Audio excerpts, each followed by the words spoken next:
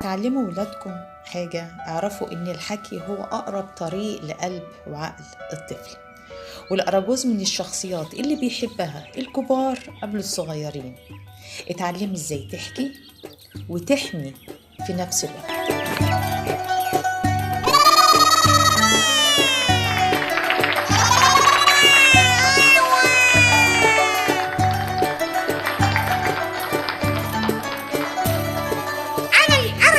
النوز اللي بيضحك